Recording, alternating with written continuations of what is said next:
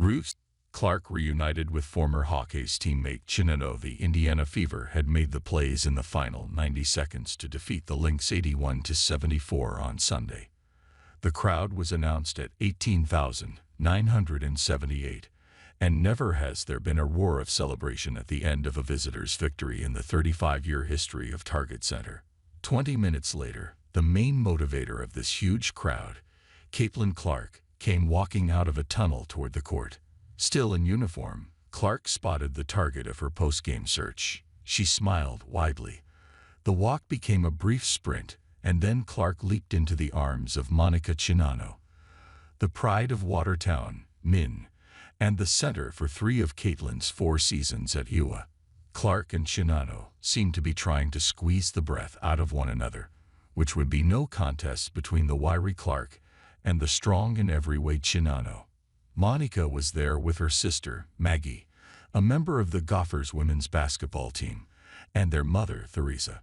Caitlin and Monica talked for several minutes, hugged it out again, resumed talking, had a final hug, and Clark headed off to the locker room to join the Fever's rush to get out of town. Monica Czinano smiled then and said, "For 3 years, I was usually within 40 feet of Caitlin during a basketball game. But not today." There was a family mix-up as to whether Mom or Maggie had gotten tickets some time ago for Sunday's game. When it was discovered, the answer was neither. The Caitlin-loving Ewans had snatched up all tickets but the nosebleeds. Monica, Maggie, and Theresa were in an upstairs corner, section 262. "Way up there," said Theresa, pointing upward. "How far back?" "As far as you could get," she said. It took a few minutes post-game, but the Czinanos made it down to the middle of the first deck.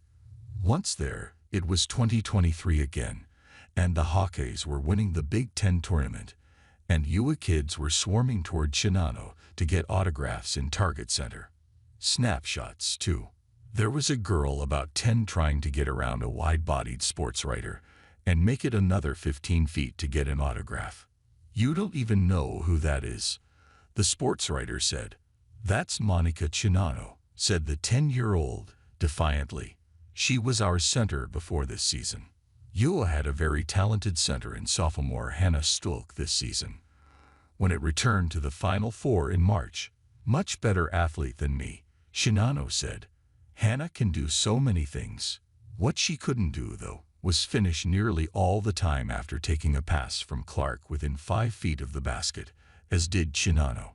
Get the defender on her back. Take the pass from Clark, either a bounce or a toss, turn and score. Stulk would make that little turn, and whether out of excitement or touch, hit the board too hard a fair share of the time. Czinano was catch, turn and score, and there was a gasp of surprise from fans on a rare miss. Monica also spent a lot of time shooting and ones after putting in another of those bunnies.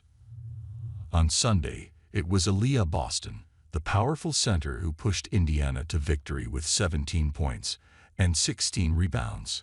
Clark was 5 for 17 to 2 for 11 on threes, finishing with 17 points and 6 assists. She also had 6 turnovers, putting her rookie total at 139.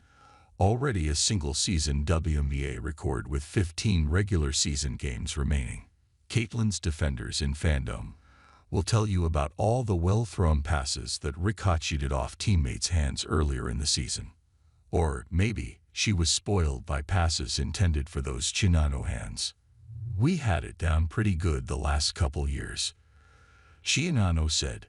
"If you make room, Caitlin will find you with a pass." Czinano picked up a major in biology and a couple of minors as she spent 5 seasons at UA. She couldn't follow the Hawkeyes' drive to a second consecutive Final Four, and she spent 8 months in Hungary for the MTK Budapest professional team. "It was great over there," she said. "I loved it. Going back, either that or it will be medical school," she said. "Oh, that old decision so many athletes have to make. And if it were to wind up being surgery," Monica, world-renowned transplant doctor John Nigerian once told me the most important quality in that area was strong hands.